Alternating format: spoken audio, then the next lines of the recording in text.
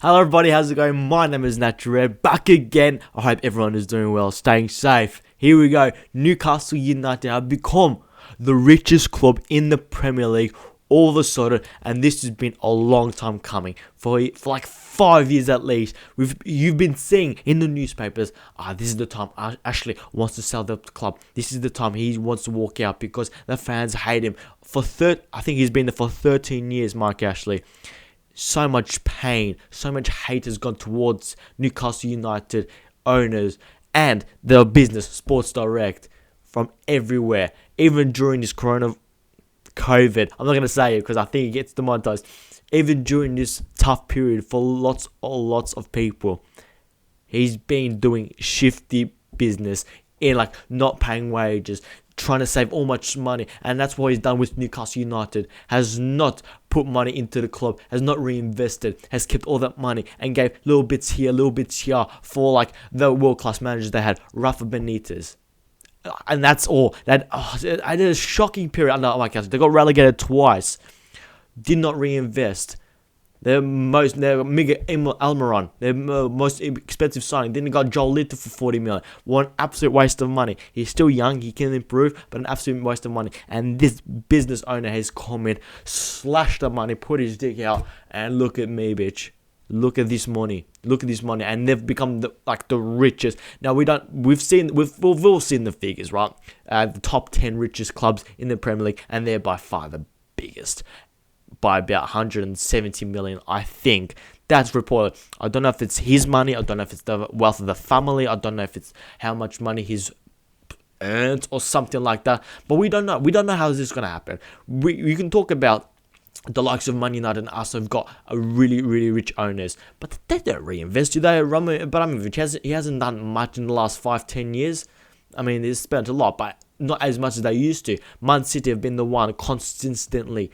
Are these new owners for Newcastle? Are they going to reinvest like Man City, or are they going to go bit by bit, very closely, very slowly, a slow progress? Because Newcastle United are a huge club.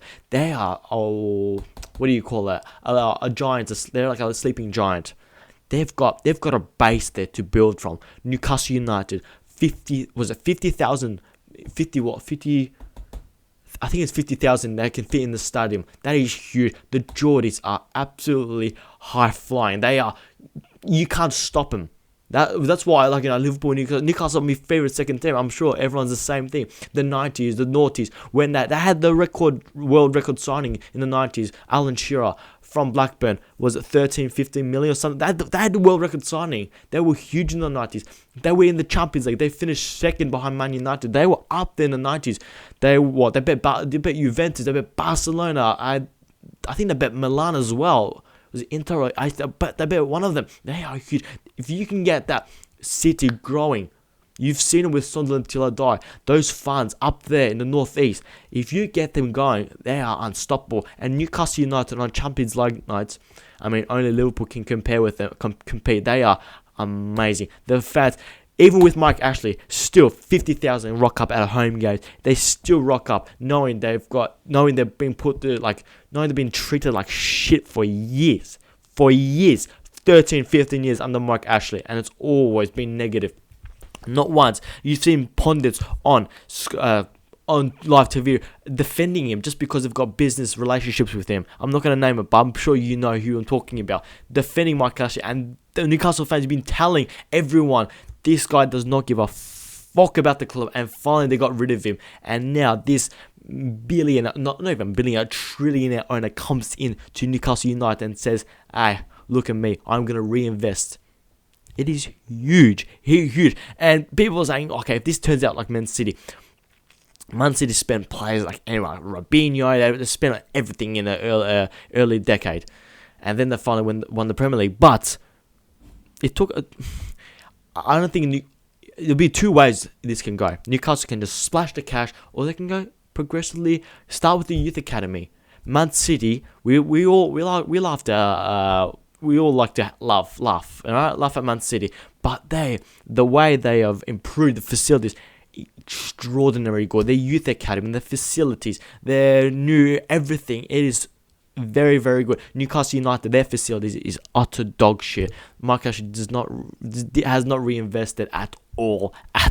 So there's something to improve. The training facility, the youth academy. They what's it called? They improved lots of players back in the day. Peter Beardsley. Who else did they improve? Paul Gascoigne. They've got talent up there in the northeast, and it's the sort of type of, it's a working class city. So if you get the fans on side, it's hard to stop them. That's why we've been up there without winning league. The fans keep on going. Newcastle, it's just I'm just telling you, this is huge for the Premier League because they've got a base. Man City, when they started 12, 13 years ago, is it 12? Yeah, 2008, wasn't it? 12, 13 years ago. They didn't have much. What can you compare them with? Bournemouth, Southampton, like that size of a club. But Newcastle United, it's a sleeping giant, and I think this will be only good for the Premier League.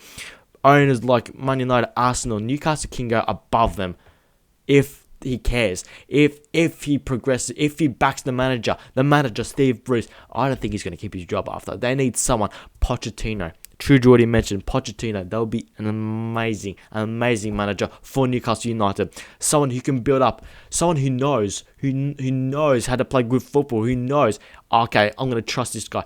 Do what Liverpool did. We just put Jurgen Klopp. We'll do whatever you want to do. Tell us what you need, and we'll get it for you. Done.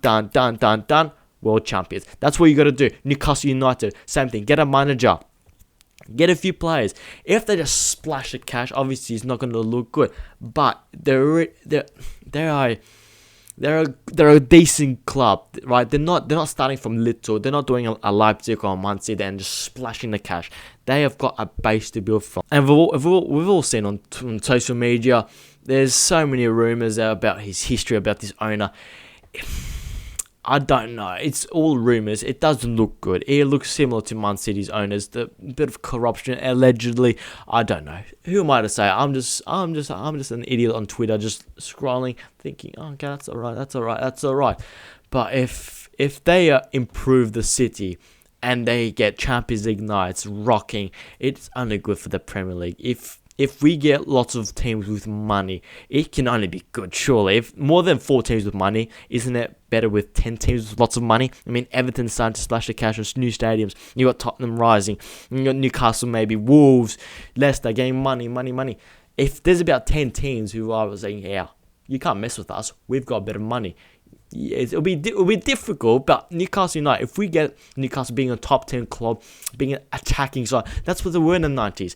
They were the underdog. People love the underdog. Everyone's second favourite team, the underdog, attacking. David Ginola, Alan Shearer in the box. They were like that team. They're like, go ahead then. The Geordie is going up, and even when they play Champions League nights in Europe, they bring the 20,000 fans there. It's amazing for English, and it's only could be better for the Premier League if Newcastle United are up there like they were in the 90s. It's just attacking football, but it could go the other way. It could be the owner. I mean, God forbid. If this owner doesn't reinvest, I'm sure he would, but if it's another Mike Ashley, look, it probably won't be another Mike Ashley, but are they going to get slagged off like Man City? I mean, we all laugh about the fans, but Newcastle United will always have 50,000 at St. James Park, rocking, shouting, screaming, doing everything they can to affect the team's performance, to make the away team shit themselves. It's what it is, Newcastle United, and that's what I'm a Liverpool fan, but I've got a working class mindset. I love the joy, I love the passionate fans up there, and that's why I think Liverpool and Newcastle got a good relationship. I don't know why Everton and Newcastle hate each other, because I think it's like the biggest non-club. I don't know, but you resonate. Liverpool, Newcastle, same type of fans, a community base. You work half the week, and then on a Saturday 3 p.m. kickoff, you go out there with your couple of mates, go out to the pub, cheer on. There's something to build on from Newcastle, and look, I hope it is a slow transition, because you don't want them to just splash the money and say, okay, we've won the league, because really. But if they do it in 5 years' time, they're in Champions League, and let's just say they don't win the league, but they're in Europa League, Champions League. It is huge. It is underestimated. Honestly, underestimated this club.